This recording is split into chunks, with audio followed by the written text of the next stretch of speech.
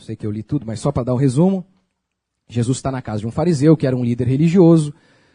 A palavra fariseu significa santo, ou melhor, separado, que dá a ideia disso, de santidade, alguém que é separado do pecado. E aí o texto descreve a mulher como pecadora, de maneira que querendo nos dar a entender que os pecados dela eram bem notórios. Possivelmente ela era ou uma prostituta, ou alguém que saía com o meio mundo, ou algum tipo de pecado que era muito público, muito evidente, de maneira que a fama dela corria. E Jesus está ali na casa daquele líder, que era um paralelo aí de um líder religioso atual, um pastor, alguma coisa nesse sentido. Mas diz a Bíblia que a mulher honra Jesus, se humilha diante de Jesus, enquanto que o fariseu não dá nem mesmo as devidas honras que deveriam ser dadas a qualquer pessoa que o visitasse. Ele não foi nem o minimamente educado com Jesus. O que se dirá de honrar aquele que é Deus que estava diante dele. E aí Jesus então fala, olha, você está vendo essa mulher aqui, Simão? Porque eu sei que você está pensando aí, né? Você está dizendo na sua cabeça aí, se este homem, se Jesus fosse profeta, ele saberia que essa mulher é pecadora. Eu sei porque eu moro aqui na região. Tudo bem, ele não é daqui. Ora, mas não interessa. Se ele é profeta, ele tinha que saber. Ele tinha que saber. Aí Jesus fala, não, eu sei. Eu sei os pecados dela e sei os seus também, que você está fazendo agora. Eu sei. E aí ele conta a parábola, né? Olha, tinha um homem lá que devia 500 denários, ou seja, mais de um ano de serviço, e tinha outro lá que devia uma mixaria. O homem perdoou a ambos. Simão, quem você acha que ficará mais feliz? Simão retruca rapidamente. Óbvio, aquele que teve uma dívida maior, aquele que tinha uma dívida maior, este ficará muito mais feliz. E ele falou, bem disseste. Essa mulher está demonstrando amor por mim, porque ela tem uma consciência profunda de seus pecados. Você não. Você se acha bom. Você acha que tem pouco pecado. Porque veja, Jesus, ele compara Simão com o homem que tem pouco pecado. Simão não tinha pouco pecado, eu vou tentar mostrar aqui. Jesus está usando a parábola de acordo com a crença do fariseu. Você acha que você tem pouco pecado. Você acha que você é bom. E o que você fez em relação a mim? Nem me dar água para lavar os pés, coisa que qualquer judeu faz com qualquer pessoa. Você me desprezou tanto que nem isso você fez. Esse é o resumo da história. O que essa história tem para nos ensinar? A grande lição aqui é que uma profunda convicção de pecado gera uma grande manifestação de amor. O centro desta história, deste evento de Jesus e da mulher, é a convicção de pecado. Não há conhecimento de Deus, não há salvação, não há comunhão com o Senhor sem isso. Não há alegria de viver sem uma convicção real, divina, de que somos pecadores. Quando eu falo de convicção de pecado, eu não estou falando daquela noção humana, de que nós somos falhos. Aquela noção humana, quando os homens dizem, sim, errar é humano. Os homens ímpios também reconhecem que nós somos falhos. Não, é mais do que isso. O que essa mulher e o que toda a Escritura nos ensinam acerca desse sentimento real de culpa, é que nós somos completamente perdidos. Completamente. Sem desculpa, sem atenuantes, depravados, condenados, réus do inferno. Este é o veredito da Escritura. Este é o veredito do justo e reto juiz. E eu vou tentar te mostrar que, sem isso, não há vida cristã. Sem convicção real de pecado, não há vida cristã. Não há nada. Não há salvação, não há alegria, não há nada. Não há gratidão. Não há gratidão. Gratidão é um dos princípios mais fundamentais para termos alegria. Mas qual a base para sermos gratos? Convicção de pecado. Convicção de pecado. Portanto, meu primeiro princípio é: sentir uma culpa real é premissa básica da fé cristã. Eu nem sei se o verbo aí seria o melhor, tá? Sentir, não sei. mas você pode usar algum outro aí. Ter uma consciência de culpa. Isso é premissa básica da fé cristã. Não dá para falar de fé cristã, não dá para se adentrar na fé cristã sem entender isso. Sem entender esse evento aqui. O homem moderno, ele não sente culpa. E por isso ele não pode amar Deus. Ele não pode. Os falsos gurus, os falsos pastores estão, de todas as maneiras, tentando arrancar a culpa dos homens. Como os homens fazem isso? Primeiro, por meio do ateísmo. O salmista, no Salmo 14, versículo 1, ele diz: diz o insensato no seu coração, não há Deus. E qual é a consequência lógica quando alguém diz que não há Deus, que não há um valor absoluto? Corrompem-se e praticam a abominação. É a consequência lógica. Se não existe Deus, não existe pecado. Pois veja, qual é a base para eu dizer que um homem não pode se deitar com outro homem? E imagine que ele retruque para mim assim: eu estou na minha casa, eu não vou adotar uma criança, porque aí já envolve a sociedade. Eu não posso ter criança por mim mesmo. Eu estou na minha casa. Eu quero, o João também quer. Nós não vamos matar ninguém, não vamos ferir ninguém, vamos pagar nossos impostos. Qual é a base para você dizer que eu não posso dormir com outro homem? Diz José. Ou, como esses dias uma pessoa falou para mim, por que eu não posso transar com ele? A menina falando em relação ao seu namorado. Por quê? Porque eu não posso. Sou jovem, os meus hormônios estão à flor da pele, eu gosto dele, ele gosta de mim. Não estamos machucando ninguém, não estamos ferindo ninguém. O consentimento é mútuo. Por quê? Por quê?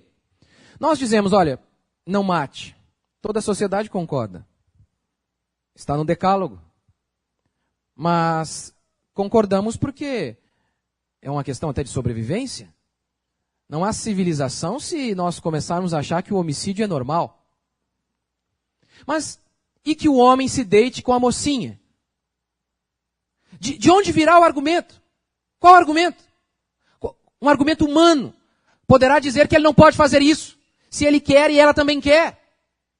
Se não há Deus, se não há um Criador que disse, olha, eu te criei assim, é por isso. É por isso. Porque alguém pode argumentar, não, mas isso aí pode ser ruim lá na frente. Ele fala, não, a vida é minha, eu estou disposto a colher esse ruim lá na frente. Se não há Deus, não há absolutos morais.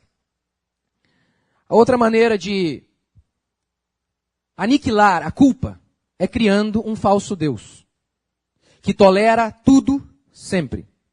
Esse falso Deus tem muitos nomes, tá? Pode se chamar Maria, pode se chamar Jesus, porque o Jesus de muitos evangélicos não é o Jesus da Bíblia. É uma imagem que ele criou, é um ídolo. É um Jesus à la Papai Noel, que tolera tudo que nós fazemos sempre.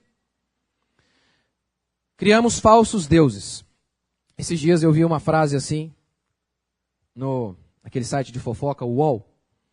A religião impõe regras, Jesus exige amor. Na realidade, eu ouvi essa frase aqui já da boca de muito pastor e de muita gente. A religião impõe regras e Jesus exige apenas o amor. O que ele quer dizer com isso aqui?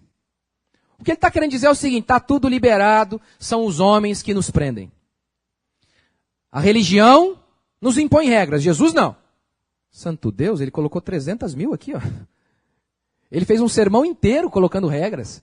Há 10 mandamentos. Mas eles dizem a religião. E aí então eles querem dizer o quê? Os homens colocam regras, impõem regras, dizem não pode isso, não pode aquilo. Jesus quer apenas o amor. Ora, o amor é respeitar as regras, porque a Bíblia diz que todos os mandamentos se resumem em 2, que é amar a Deus e o próximo. De maneira que quem ama não quebra a regra. Não tem sentido, eu sei. Eles não têm sentido mesmo, eu sei. Eles têm um problema cognitivo terrível, abissal. Então, com base nisso, a mocinha concluiu. Ela estava dizendo assim, não, eu casei, e eu não conseguia ter uma vida íntima produtiva com o meu marido. Em 2 anos de casamento, tivemos apenas 20 contatos íntimos. Apenas 20, em 2 anos de casamento. E aí, ela culpou a religião evangélica. A culpa é da igreja evangélica. Porque como eu havia dormido com o meu marido antes de me casar, então eu ficava me sentindo culpada, porque a religião dizia que é pecado, tá vendo? A religião, são os homens que dizem que é pecado. São os homens não, ô safadinha, é a Bíblia, mocinha. É a Bíblia, quer deitar com todo mundo, não fica dando desculpa não, tá na Bíblia. A Bíblia é a palavra de Deus. Não é o meu tema hoje, tá? Porque os evangélicos também não podem usar a palavra religião, né? Eles dizem que não tem religião. Nós temos sim. Fé cristã, essa é a nossa religião. Outro dia eu explico, caso você tenha algum problema em usar esse termo para si mesmo. Mas aí ela diz esse negócio, tá vendo? A religião me sufocou. Aí sabe o que ela fez? Se separou do marido, saiu da igreja e agora está feliz, dormindo com o meio mundo, disse ela. Agora estou feliz. Eita, coisa boa. Porque aí ela foi a um psicólogo, o psicólogo lhe disse, olha, isso não é errado, não é imoral isso que você está fazendo. Se liberte, minha querida, se liberte. E aí não há mais culpa.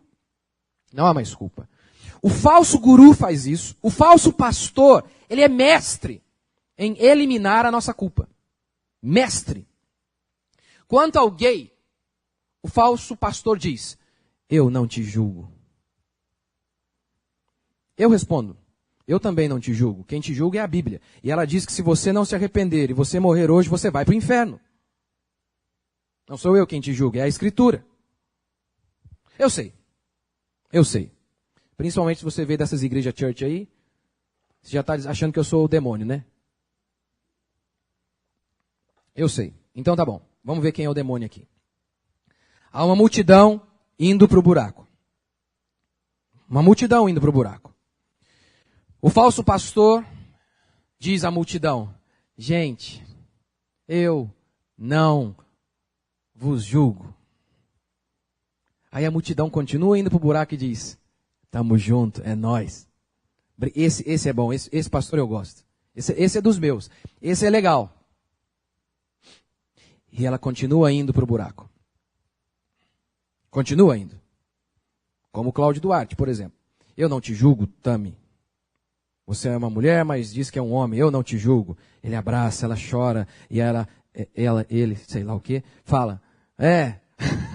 Esse é dos meus. Esse é um pastor que eu gosto. E aí no outro dia ela sai do caminho que ela está indo para o buraco? Não, ela declara que vai casar com a moça. O pastor verdadeiro diz assim. Para a multidão que está indo para o buraco. Você vai morrer. Se você continuar nesse caminho, você vai morrer. E sabe o que acontece? A maioria da multidão começa a tacar pedra no pastor. A multidão começa a dizer, hipócrita, quem é você? Jesus falou, não julgueis. Quem é você para nos julgar? Mas no meio da multidão, alguns poucos são despertados. Sua consciência é despertada. E eles param de ir naquele caminho. Porque a culpa é o primeiro passo para a conversão.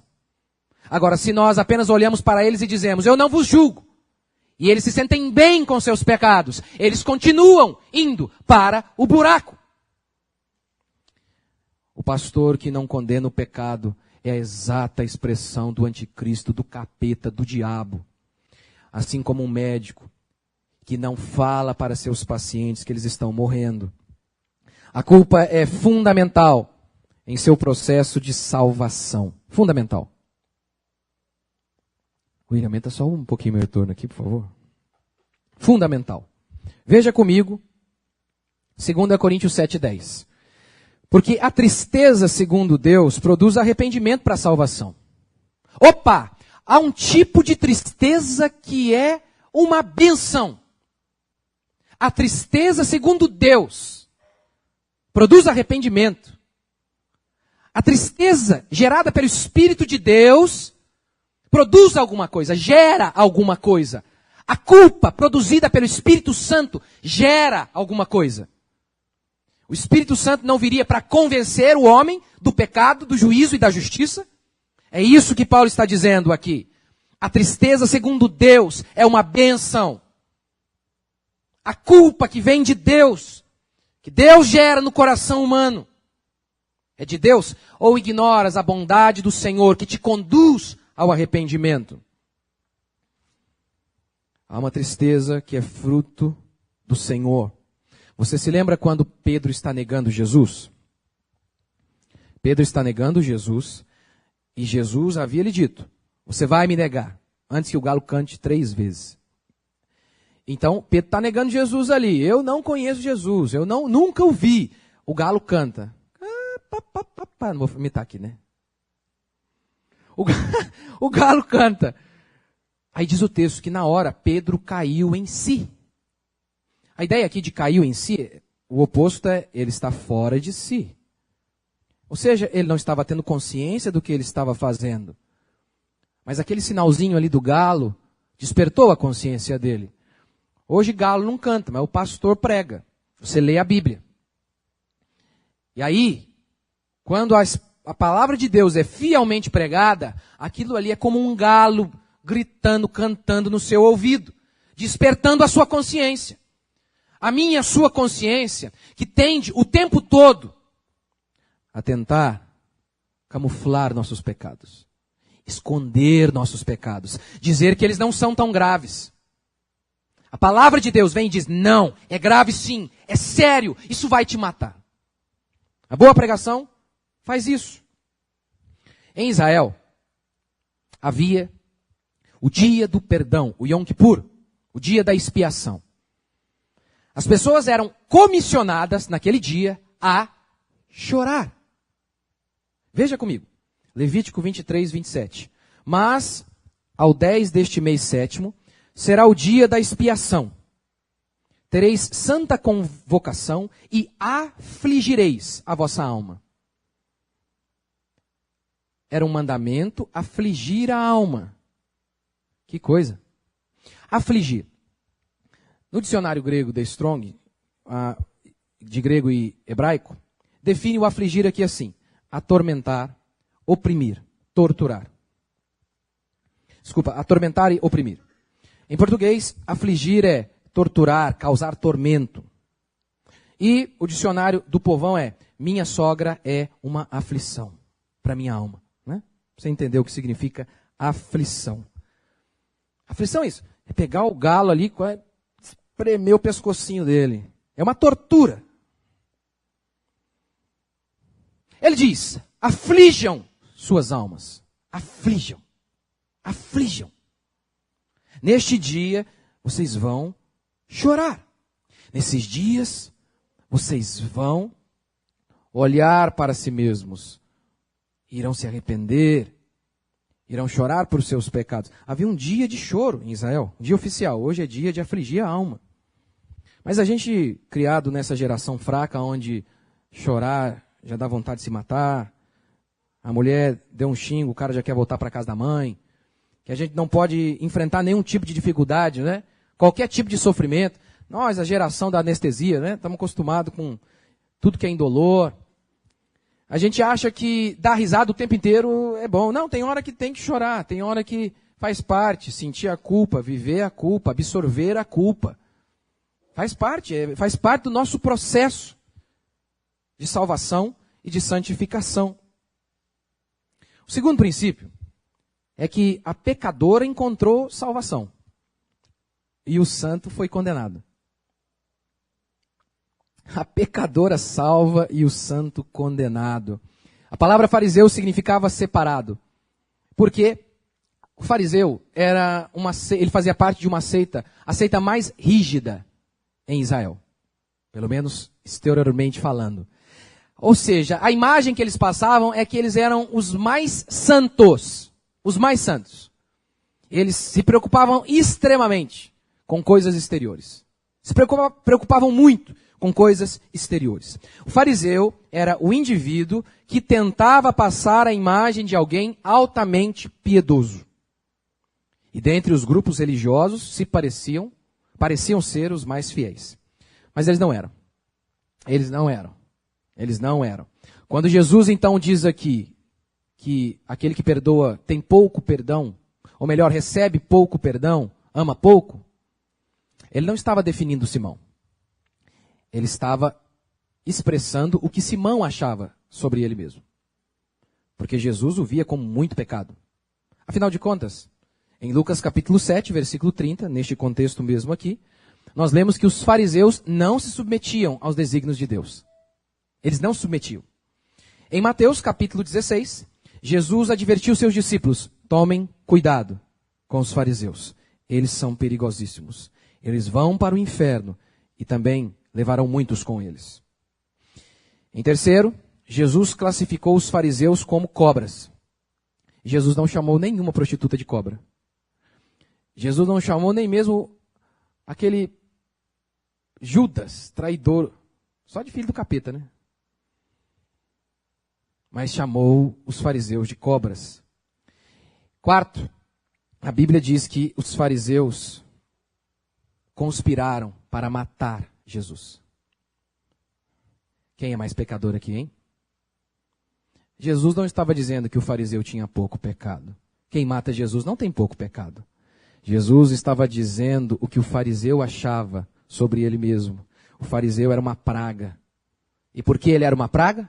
Porque ele não se via como pecador. Ele achava que tinha pouco pecado.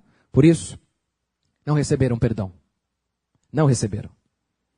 Os dois indivíduos da história, a pecadora e o fariseu, os dois são pecadores.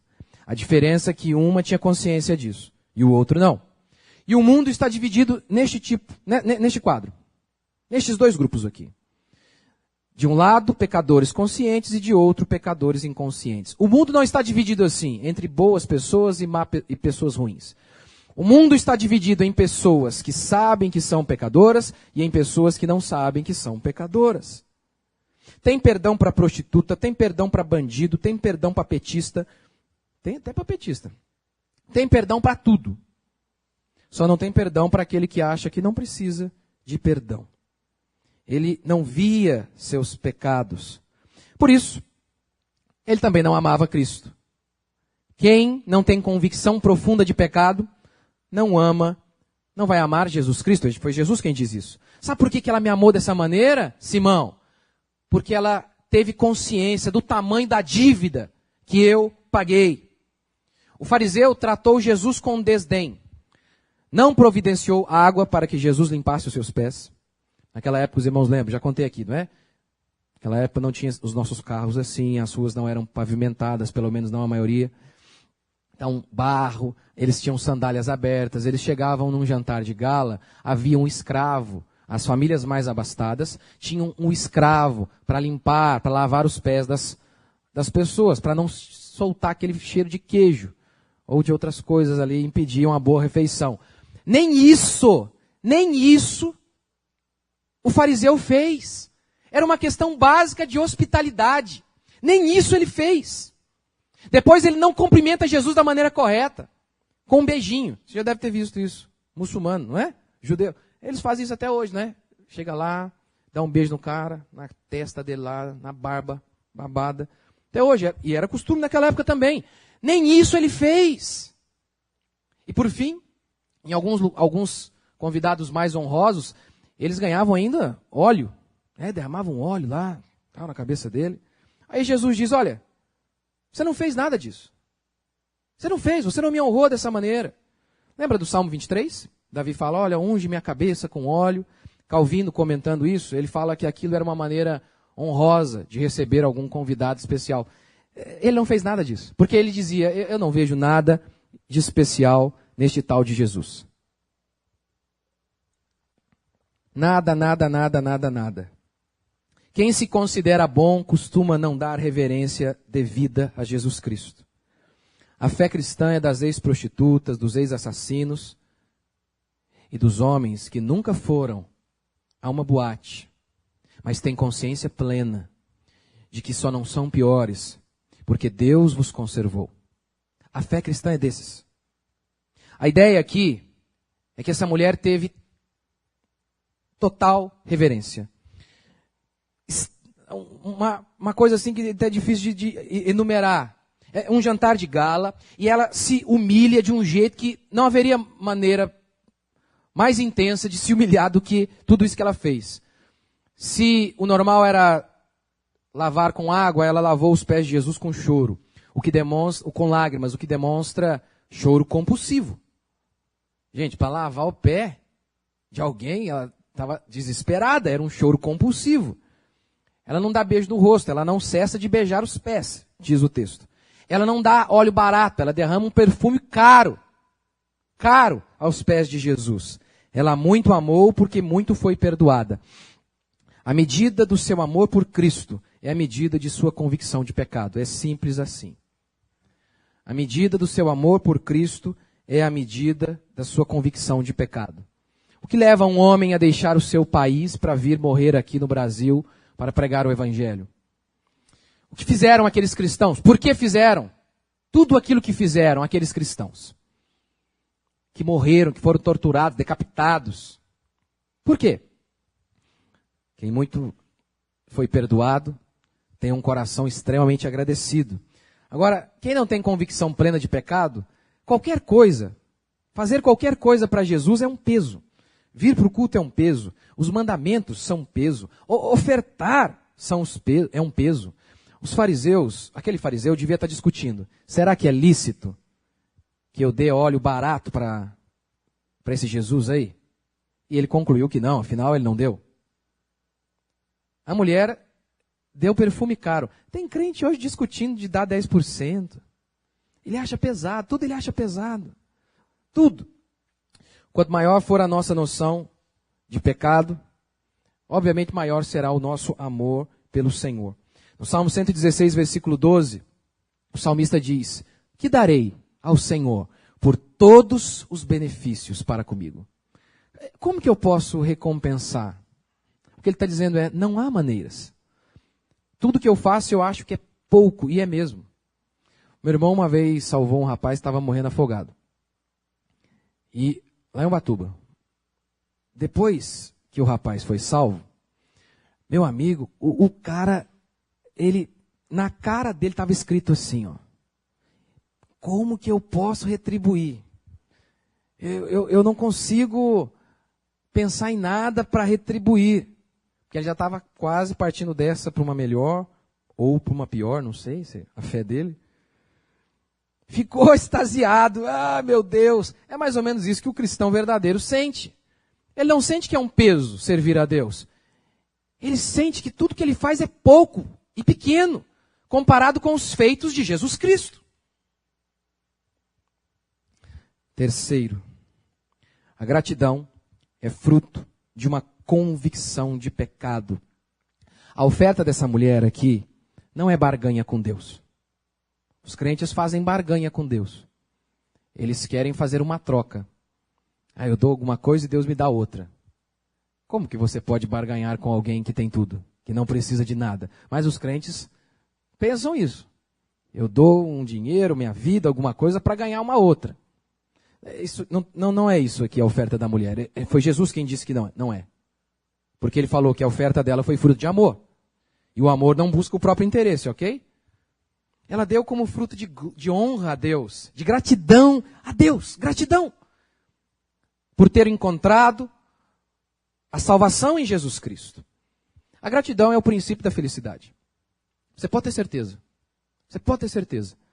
A gratidão é um dos elementos mais importantes para você ser feliz. Eu descobri isso quando eu conversava com um rapaz e ele me contava a sua história.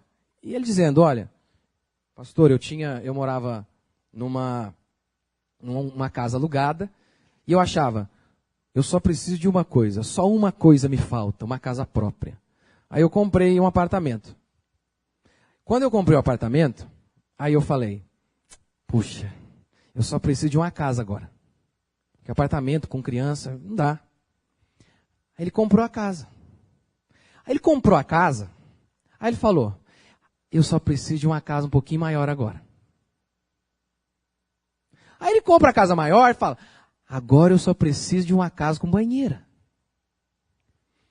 Até que ele falou, peraí gente, eu estou morando na casa da ingratidão, é isso sim. Não há nenhum problema que você troque de casa e melhore. O problema é que se você não for grato, você pode ter certeza. Você pode trocar tudo. Vai continuar ruim. É a gratidão que torna as coisas melhores. E até ímpios concordam com isso. Eu já vi palestrante ímpio falando isso. Olha, você tem que ser grato. Se você não for grato, você não vai ser feliz e tal. Ok, beleza. Tá. Mas qual é a base para que você seja grato? Essa que é a questão. Com base em que você vai ser grato? Com base em quê? Tem a gratidão baseada na desgraça alheia. Você conhece? Conhece a gratidão baseada na desgraça alheia? Não conhece? Se você não tem chinelo, fica feliz, porque tem gente que não tem pé. Já ouviu isso? Você entendeu a moral da história? Você tá ali, você tá triste. Poxa, eu não tenho chinelo. Puxa vida, eu sou pobre. Aí passa, tem um cara que não tem pé. Você fala, nossa, glória a Deus, Deus é pai. Aleluia. Tem alguém ali pior que eu. Não, e a gente nem não nota isso, mas direto eu vejo isso. Falaram que aquela Gisele Bündchen lá, mulher linda, rica, ganha milhões, e o maridão do cara, o cara é bonito, hein? Pelo amor de Deus. O cara é forte, bonito. E os filhos não é, gente? Pelo amor de Deus, hein? Aí falaram que, possivelmente, o cara traiu a mulher. Aí saiu até um monte de meme, né? Se até Gisele Bündchen, meu amigo. Se até ela é traída. Mas eu sei. Eu sei como é que o povão e como é que a nossa natureza, na hora que a moça está assistindo a matéria ali. Você quer lá, ela assistindo o canal de fofoca, só pode, né? Porque... Aí tá lá, de repente, marido de Gisele Bündchen trai a mulher. O cara pula, a mulher, lá na casa dela, ela pula do sofá e diz, Deus é pai. Aleluia. Ela comemora. Não é assim que as pessoas fazem? Eu não tenho dinheiro, que nem o outro lá. Eu não sou bonito, que nem o outro lá. Eu não sei o que lá. Mas pelo menos eu tenho família, porque ele não tem. Ou seja, a gratidão dele, a felicidade dele é paralela. É paralela a alguma coisa. Está associada a alguma desgraça alheia. Ele só consegue ficar feliz porque o cara lá tem alguma coisa ruim. E o crente também pensa isso, né? Não, tá bem, aquele cara lá, ele é rico, mas vai para o inferno, o que adianta? Não é? Ele quase fica desesperado. Não, Neymar não pode converter, não. Porque aí, o cara tem dinheiro, fama, tudo. E agora tem Deus ainda? Não. Não, deixa ele lá. Esse é um parâmetro de gratidão. Desgraça alheia. Tem o outro padrão, que é o padrão cristão. Gratidão baseada na graça. Gratidão baseada na graça. Como funciona? Você e seu vizinho são igualmente culpáveis. Os dois. Os dois merecem a condenação eterna. Vocês estão indo no barco da morte para o Hades, para a condenação eterna. Mas sabe o que Deus faz? Ao invés de mandá-los para a cadeia eterna, para a condenação eterna, Deus salva ambos. Você e o vizinho. Mas, no barco, ou no avião, que vai te levar para a Jerusalém Celestial, vocês não vão no mesmo lugar. Os dois são salvos. Mas um vai na classe executiva, na classe econômica. O outro vai de primeira classe. O cristão, ele não olha para o vizinho e fala, mas por quê? Por que ele vai na primeira classe e eu aqui? Por quê? Não. O cristão não se compara ao vizinho. O cristão, ele olha para trás. Ele se lembra de onde Deus o tirou, o que ele merecia. Ele não compara a sua vida com a vida do vizinho. Ele compara a sua vida com a bondade, com a graça e com a misericórdia de Deus. É assim que ele faz. Eu vou te dar uma outra ilustração. 2 homens estão no avião. Um E esses dois na mesma classe, primeira classe. E é o seguinte, você sabia que tem passagem aérea que custa mais de 30 mil reais? 30 mil, eu quase desmaiei quando eu vi isso. Aí, a matéria explicava por que era tão cara a passagem. 30 mil conto, para ser mais específico, 31 mil e uns quebrados. Aí eles explicavam que tinha lagosta. Lagosta é bom, hein, gente? Poxa vida. Meu pai tinha restaurante, é o céu mesmo. Lagosta, banho a bordo. Você imagina o que é isso? Você tomar um banho no céu. A poltrona vira cama. Poltrona vira cama. Aí tem lá canal, mais de 1.400 canais. Outra coisa, um Porsche te pega no hotel e te leva até o embarque. Um Porsche. Mas aí, pensa agora o seguinte. Há duas pessoas neste voo aqui, de 30 mil conto. 30 mil pila. Não é brincadeira não. 30 mil reais. Duas pessoas estão ali. Mais o restante, obviamente. Só que aconteceram alguns problemas. Os caras estavam indo lá, como fazer as compras lá, o pessoal da empresa aérea. Passou em frente os corintianos. As lagostas foram furtadas. E aí, o cara chega e fala, tá aqui, ó. Aeromoça, olha, hoje é só filé mignon. E aí o cara fica revoltado, ele fala, você tá de brincadeira, né? Filé mignon. Tá de brincadeira. E o cara do lado, ele come feliz o filé mignon. Ele chega, fala, olha, teve um acidente, o único avião disponível é esse aqui. E sei que vocês pagaram 30 conto aí, mas esse aqui, as poltronas não viram cama. Mas são as melhores, é o melhor avião que a gente tem disponível. É a maior poltrona que a gente tem dentre todos os nossos aviões aqui. É quase uma cama. Aí ele começa a xingar de novo. Ele fica revoltado. E o outro feliz. O do lado está feliz. Na hora de sair do hotel, o que vem para recebê-los, o que vem para pegá-los, não é o Porsche. É um Honda Civic Zero. O cara reclama de novo. E o outro dá risada. De novo. Tudo ele ri. Aí o cara perde a paciência. Fala, meu amigo, o que é isso? Você não está vendo que está horrível isso aqui? Eu viajo nisso aqui direto. Isso aqui está uma porcaria hoje. Pagamos 30 pau para isso. Qual que é o seu segredo para ficar feliz? Esse é o meu segredo, eu não paguei. Eu estou aqui, eu vim de graça. Eu vim de graça.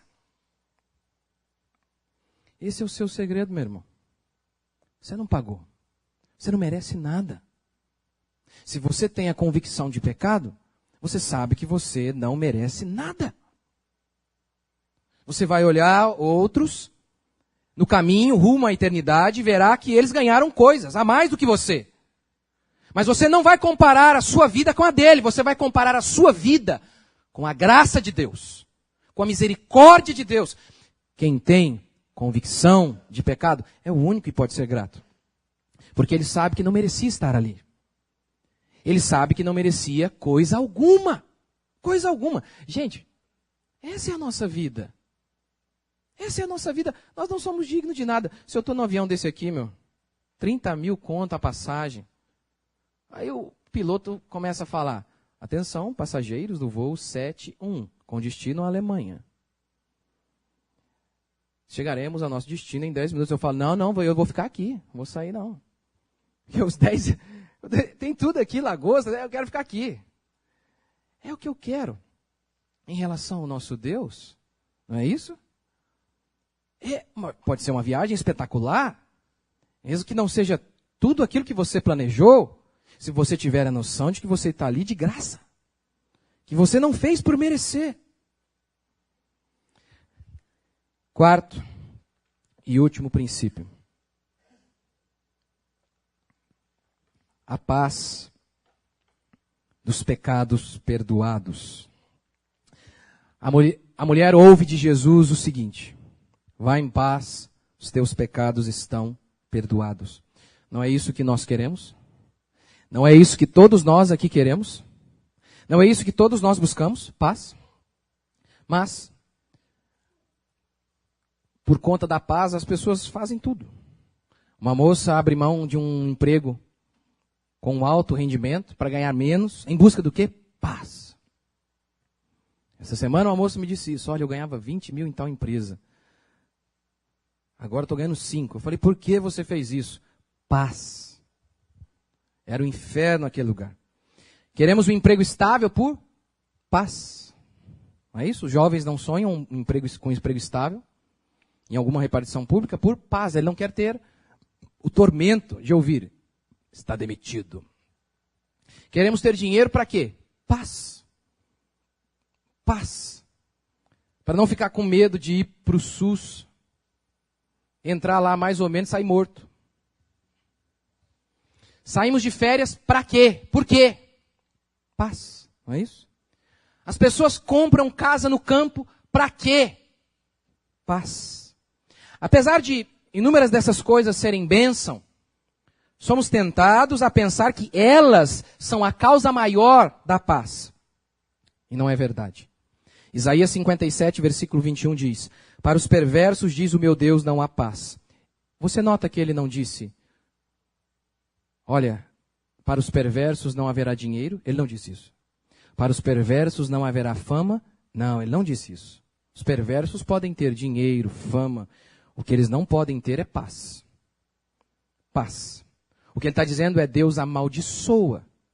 Deus amaldiçoa os homens maus. E passa a perseguir estes homens. E por isso eles não possuem paz. Quando um homem quebra a lei de um país, ele não se apresenta à justiça, ele passa a ser considerado foragido. A justiça o perseguirá. A justiça o perseguirá.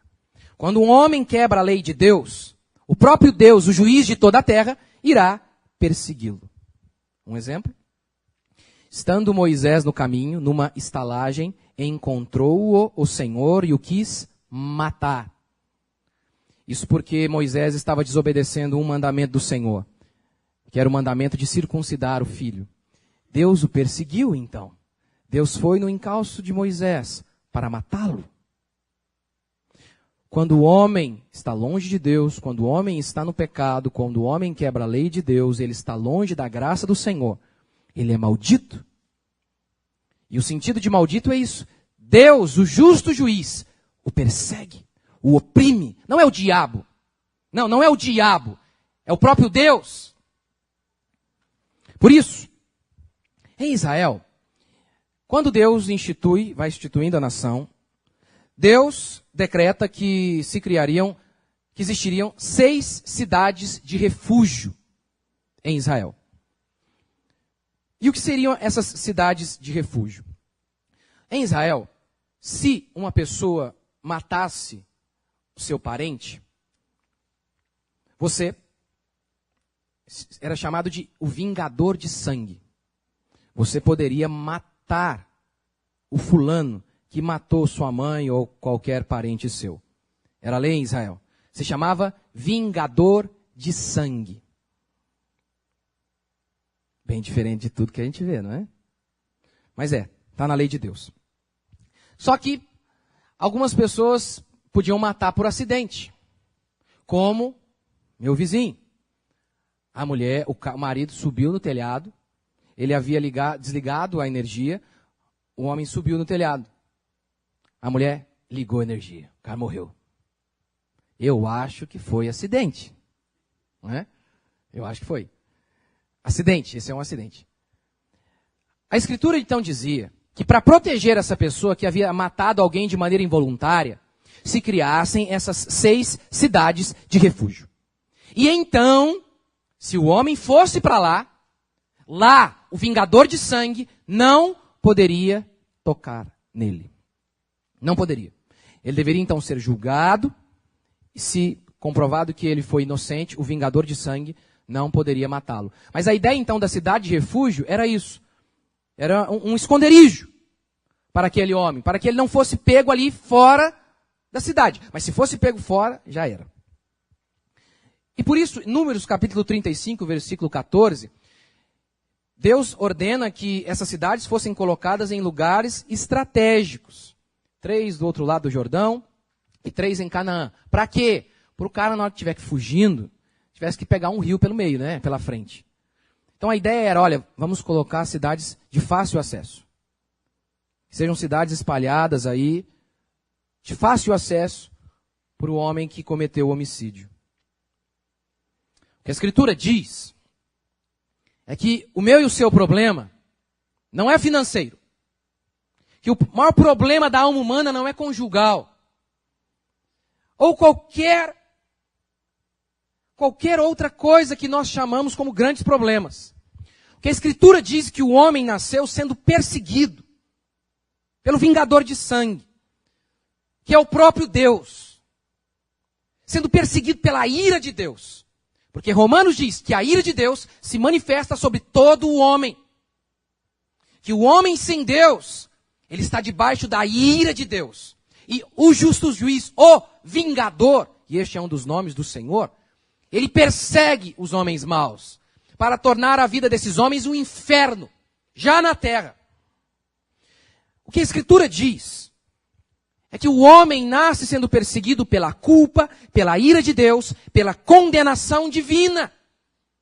E que nós, pregadores do Evangelho, estamos aqui para dizer a você, corra para Ele. Ele é a sua cidade de refúgio. Ele é aquele que pode te purificar de todos os seus pecados, de toda a condenação, de tudo aquilo que te leva para a morte. Mas na cidade de refúgio, lá em Israel, só podia entrar o assassino involuntário. Em Cristo, todos os pecadores arrependidos podem estar. Todos. Todos. Até aqueles que mataram de maneira voluntária. Todos. É o que a Escritura anuncia. Que nós, em Cristo Jesus e somente nele, podemos ter perdão de nossos pecados. Podemos ser purificados de nossos pecados. Romanos 5,1 diz, justificados, pois, pela fé, temos paz para com Deus. Quando somos declarados justos, porque fomos lavados pelo sangue do Cordeiro, temos paz com Deus. Paz. Agora, quando você crê em Cristo Jesus, e você é lavado pelo sangue do Cordeiro, e ainda assim você se sente perseguido, depois de ter se arrependido de seu pecado, seja você crente. Porque nós achamos assim, né? Deus me perdoou quando era ímpio, mas agora? Não é? Aí a gente não sei não, né? Agora eu já sou crente, 10 anos na igreja. 10 anos na igreja, agora Deus perdoa ainda. Aí a gente continua sendo perseguido. Não é pelo Senhor. Você é perseguido pelo Senhor quando você não sente culpa. Mas tendo você se arrependido de seu pecado, você ainda se sente perseguido, não é por Deus. É pelo diabo. Que diz a Escritura que acusa os nossos irmãos de dia e de noite. De dia e de noite. Então, nesta hora, você deve mais uma vez correr para Jesus Cristo. Se refugie nele. Porque isso é um problema sério. Isso é um problema sério. A culpa, ela tem o seu lado positivo. Quando nós estamos insensíveis, Deus faz com que sintamos culpa. E isso é de Deus. Mas tendo você sentido culpa, se arrependido, já não é mais Deus que está agora pesando na sua consciência. É o capeta. Há uma tristeza, segundo Deus, que produz arrependimento. Mas Paulo continua.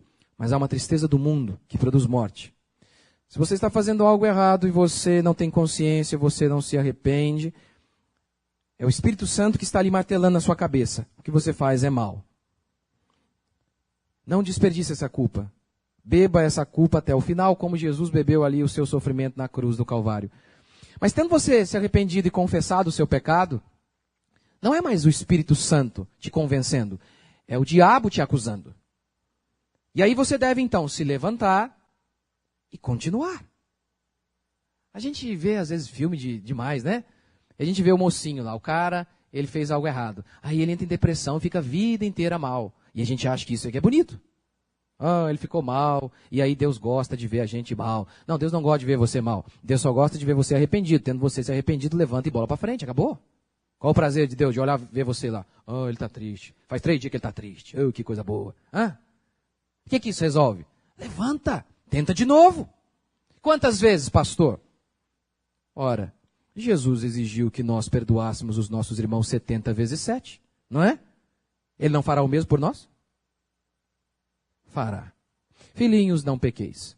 Mas se vocês pecarem, lembrem-se, vocês possuem um justo advogado diante do Pai para vos defender a todos nós.